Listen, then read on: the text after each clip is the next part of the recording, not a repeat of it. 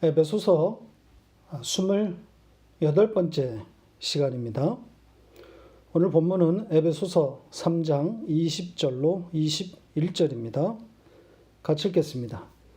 우리 가운데서 역사하시는 능력대로 우리가 구하거나 생각하는 모든 것에 더 넘치도록 능히 하시리에게 교회 안에서와 그리스도 예수 안에서 영광이 대대로 영원 무궁하기를 원하노라.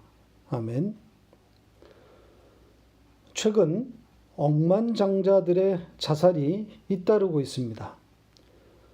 지난달 5월에는 러시아의 석유 부호인 드미트리 보소프가 자택에서 권총 자살을 했습니다. 세계 부호 86위인 그의 재산 규모는 약 11억 달러, 그러니까 한국 돈으로 1조가 넘습니다. 3일 전에는 미국의 할리우드 영화 제작자인 억만장자 스티브 빙이 자살했습니다. 그의 재산도 약 6억 달러에 이른다고 알려졌습니다. 스티브 빙은 자택인 LA의 27층 아파트에서 뛰어내린 것으로 보도되었습니다. 알려진 바에 따르면 그는 최근까지 이 코로나 봉쇄령 때문에 자유롭지 못한 생활에 극도의 우울감을 호소했다 그럽니다. 이 두 부호는 모두 50대 초중반의 비교적 젊고 건강한 사람들이었는데 오히려 그것 때문에 이 코로나 블루를 이겨내지 못했을 것이라는 이런 역설이 등장하고 있습니다. 자유분방한 생활을 즐길 수 있고 또 즐겨야 할 사람들이 이 사회적 환경 때문에 갇혀 있으므로 정신적인 병을 앓게 되었던 겁니다. 사회학자들은 장기적인 이 코로나 상황이 가져올 경제적 파탄보다는 이 정신적 파탄을 더 경계하고 있습니다. 그러니까 심리적으로 무너지고 있다는 거죠. 그것도 일부 개인의 문제가 아닌 집단적인 패닉이 오고 있다는 겁니다. 사회가 전반적으로 미쳐가고 있다는 진단이 나오고 있습니다. 경제적 파탄이 오면 약탈과 또 그에 따른 무질서가 사회적인 문제로 대두되는데 이 심리적인, 정신적인 파탄은 그 영향이 이전에 어떤 것과도 비교할 수 없을 정도라고 그렇게 예견하고 있습니다. 이전에 경험해 보지 못했던 집단적 패닉을 경험하고 있기 때문입니다. 지금 수개월째 사회적 격리가 시행되고 있는 데다가 앞으로 그것보다 더 긴 격리가 올 수 있다는 불안감이 사람들의 심리를 지배하고 있습니다. 정도의 차이가 있을 뿐 사회 전체가 우울증에 빠져들어가고 있습니다.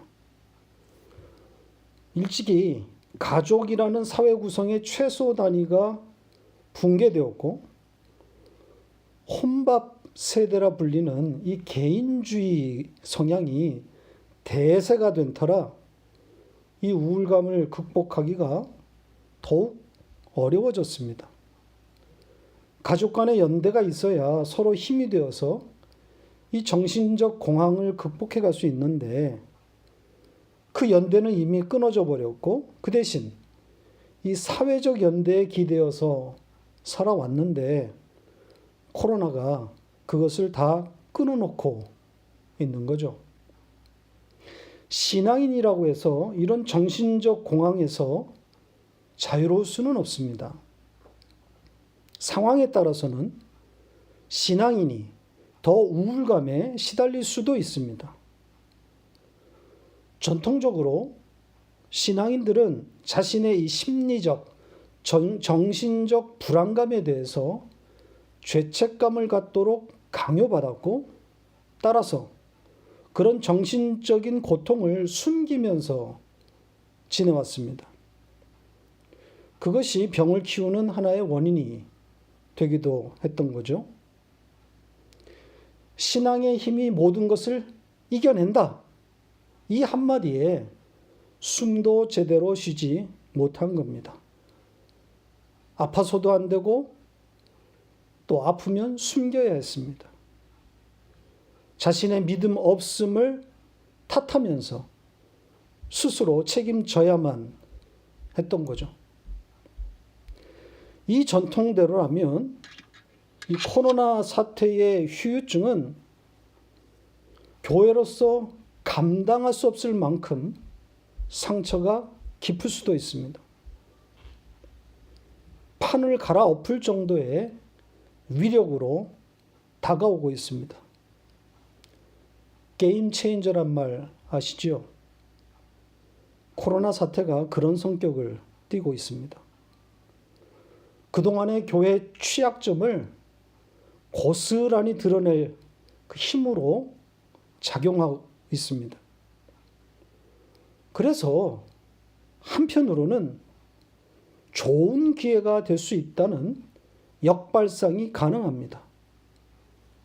근본, 신앙의 시작점, 출발점으로 돌아가서 차근차근 신앙의 본질을 되짚어 볼 수 있는 기회가 될 수 있습니다. 우리 교회는, 그리고 설교자인 저는 이런 일에 쓰임을 받고 있다고 생각합니다.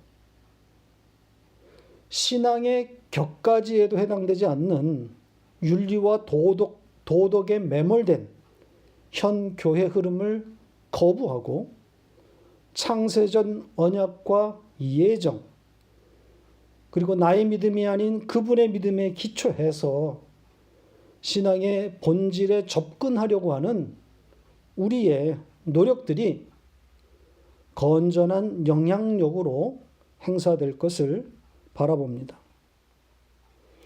이전에도 말씀드렸듯이 감동적이고 열정적인 설교가 필요한 것이 아니라 언약에 기초한 그분의 믿음, 하나님의 열심을 용기를 가지고 꾸준하게 전하는 그런 설교가 필요합니다. 가슴을 뜨겁게 달구는 그런 종류의 설교는 심리적인 효과만 있을 뿐 생각을 바꾸지 못합니다. 설교자는 말씀 그 자체의 능력을 믿고 설교자가 아닌 그 말씀 자체가 사람의 생각을 바꾼다는 이런 믿음을 가지고 하나님께서 하신 일만 전하면 됩니다.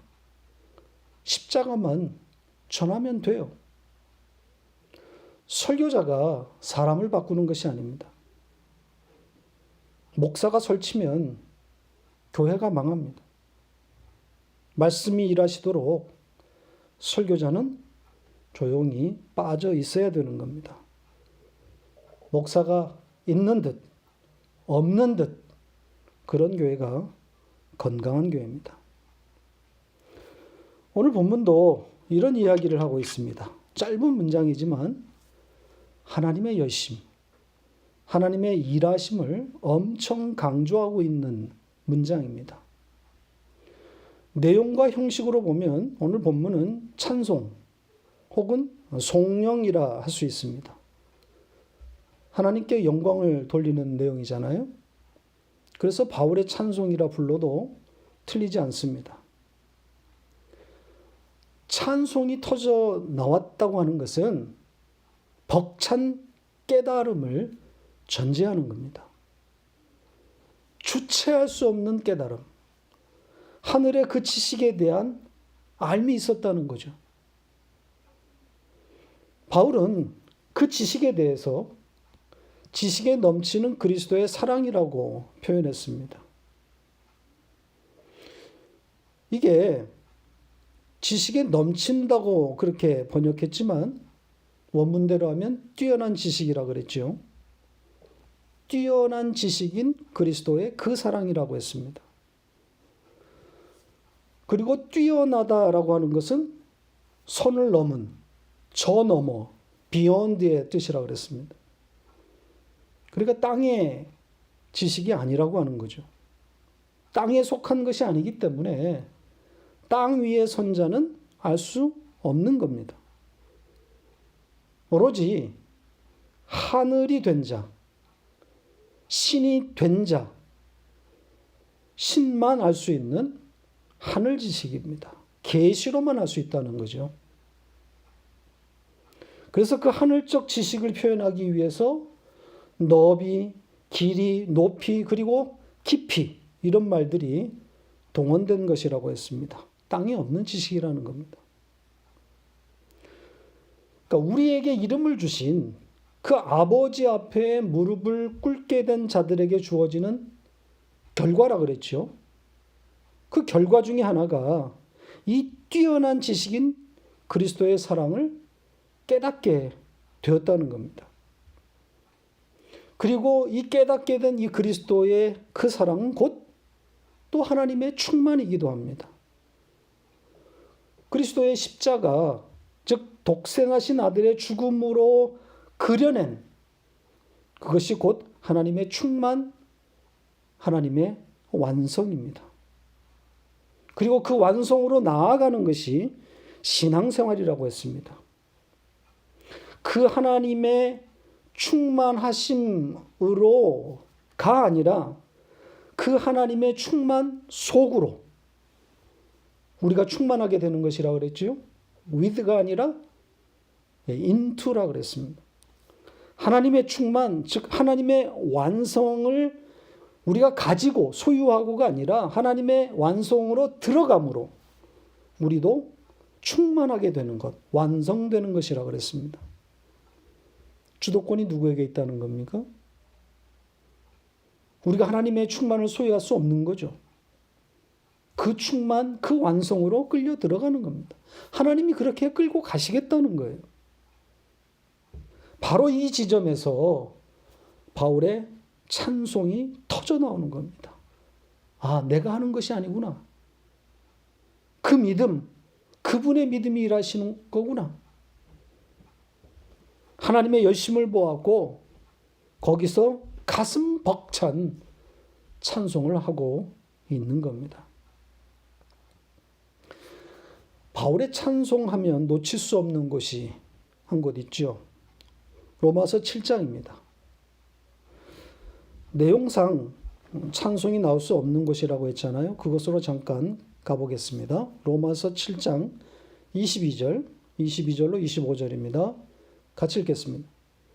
내 속사람으로는 하나님의 법을 즐거워하되 내 지체 속에서 한 다른 법이 내 마음의 법과 싸워 내 지체 속에 있는 죄의 법으로 나를 사로잡는 것을 보는도다. 오호라, 나는 곤고한 사람이로다.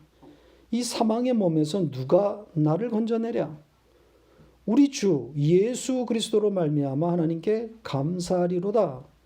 그런즉 내 자신이 마음으로는 하나님의 법을, 육신으로는 죄의 법을 섬기노라.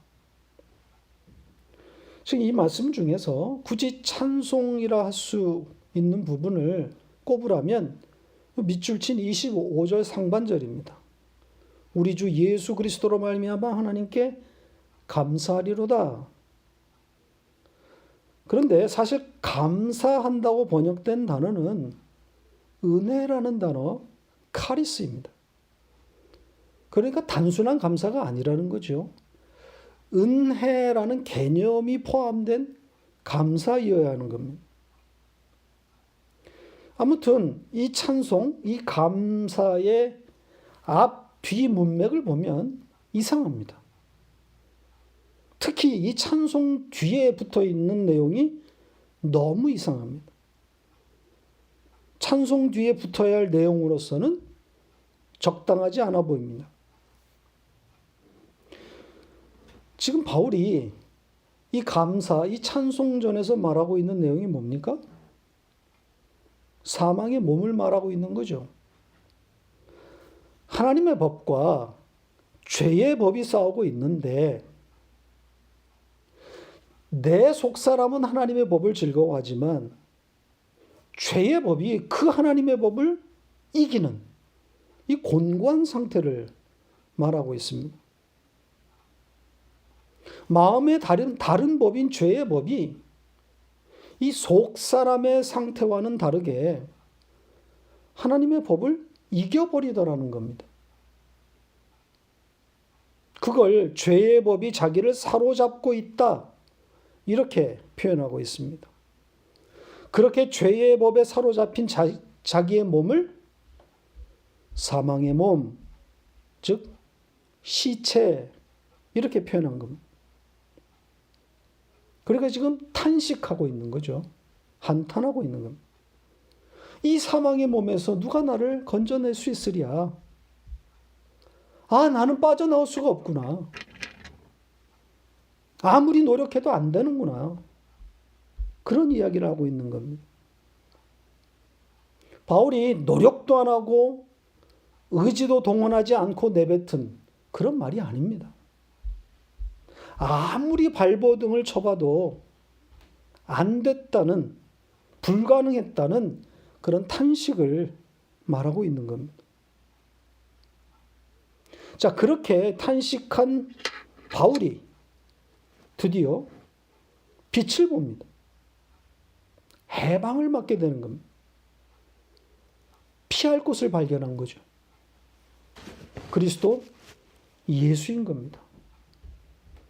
우리 주 예수 그리스도로 말미암아 이것을 알게 된 거예요.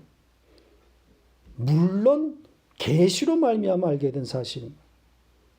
그분의 믿음이 찾아왔기 때문에 그래서 깨닫게 된 하늘의 비밀입니다. 나로서는 안 됐는데 우리의 주님 예수 그리스도는 되었다. 그분으로 말미암아 되었다. 찬송이 터져 나온 겁니다. 아, 이제는 되었구나. 그리스도 예수로 되었구나. 자, 여기까지는 이해가 잘 됩니다. 죄의 법에서 빠져나올 수 없었던 그런 시체와 같은 그런 자신이 그리스도 예수의 십자가를 알게 되었고 그 십자가로 말미암아 이기게 되었다. 자신의 문제가 해결되었음을 찬송하는 것은 당연합니다. 그런데 문제는 이 찬송 뒤에 나오는 내용입니다. 25절을 다시 한번 보세요. 지금 이 줄친 부분을 보시면 여기 지금 그런즉으로 시작하고 있지 않습니까? 그러므로 앞의 내용과 연결되었다는 뜻입니다. 그러니까 앞의 내용과 연결해서 읽으라는 거죠. 연결된 내용으로 해석해야 된다는 겁니다. 그러면서 뭐라고 말합니까? 내 자신의 마음으로는 하나님의 법을, 그런데 육신으로는 죄의 법을 섬기노라. 이렇게 말합니다. 현재형 동사를 써서 나는 지금 계속 그렇게 섬기고 있다. 이렇게 말하고 있습니다. 지금 하나님께 감사한다. 그리스도로 말미암아 하나님께 감사한다. 이 찬송을 가운데 두고 앞뒤의 내용이 어떻습니까? 반전이 없잖아요. 달라진 내용이 없습니다. 감사 앞에도 속사람은 하나님의 법을 즐거워하나 육신으로는 죄의 법을 섬긴다고 그렇게 사로잡혔다고 말하고 있고, 이 찬송 뒤에도 마음으로는 하나님의 법을, 육신으로는 죄의 법을 섬기고 있다. 똑같은 내용입니다. 이게 뭐죠?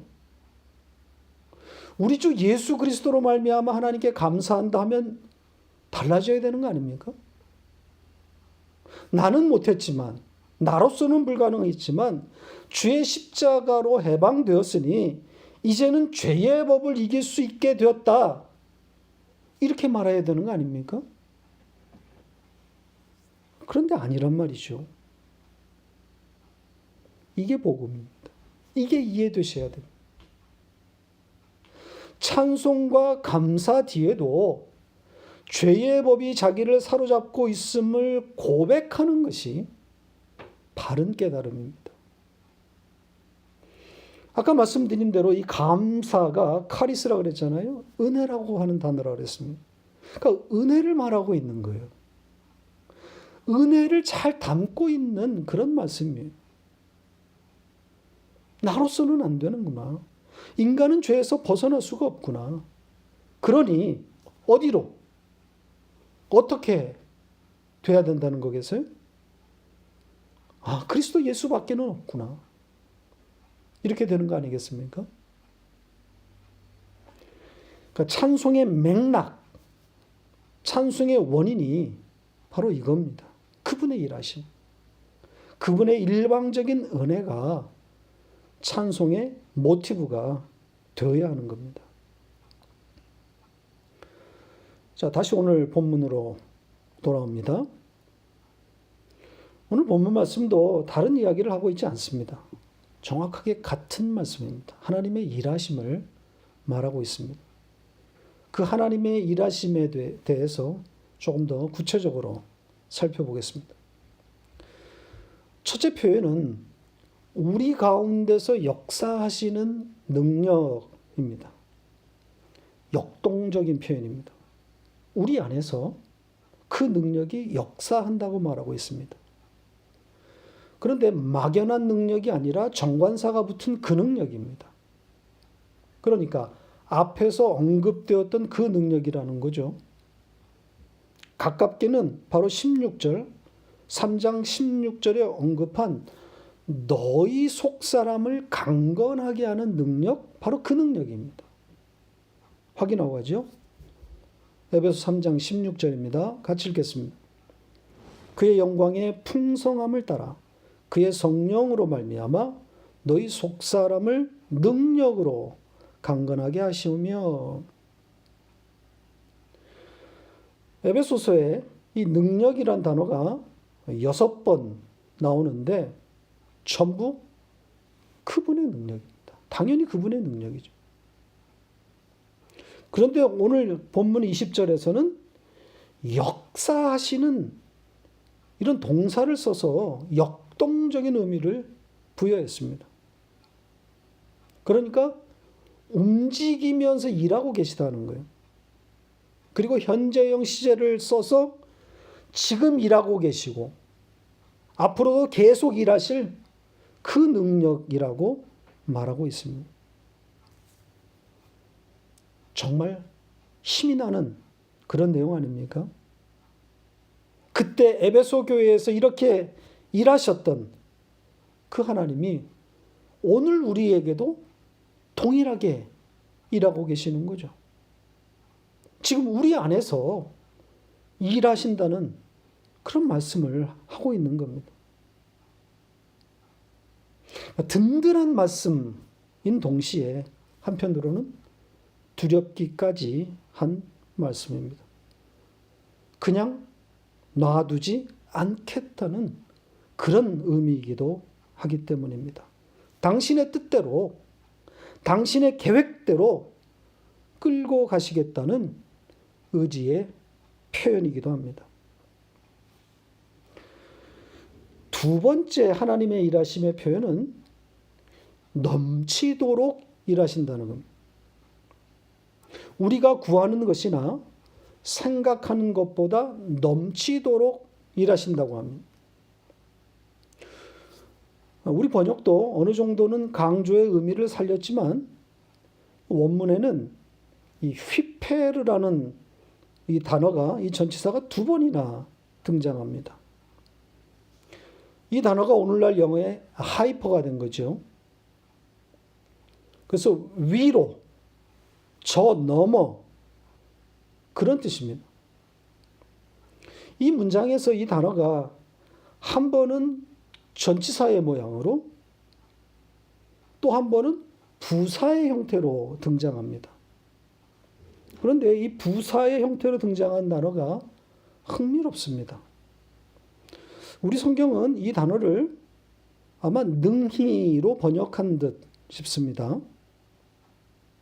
이 단어는 세 단어가 합성되어 있는 형태입니다. 휘페르, 그 다음에 에크, 그 다음에 페리소스. 이 세 단어가 연결되어 있습니다. 그래서 그대로 직역하면 풍족한 것으로부터 더 위, 그 위, 이런 뜻이 되는 겁니다. 그러니까 최상급의 의미를 부여했다고 보시면 됩니다. 이 단어가, 이 합성어가 성경에 딱 3번 등장했는데 여기 말고 데살로니가 전서에 2번 더 나옵니다. 확인해 보겠습니다. 데살로니가 전서 3장 10절입니다. 같이 읽겠습니다. 주야로 심히 간구함은 너희 얼굴을 보고 너희 믿음이 부족한 것을 보충하게 하려 함이라. 자, 여기서 어떤 단어겠습니까? 심히로 번역한 바로 그 단어입니다. 한 군데 더 보겠습니다. 데살로니가 전서 5장 13절입니다. 같이 읽겠습니다.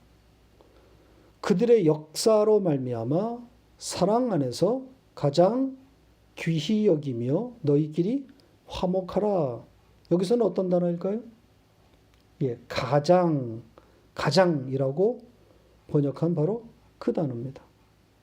그러니까 풍족한 것, 풍부한 상태로부터의 그 위니까 심히, 가장 이렇게 번역한 겁니다.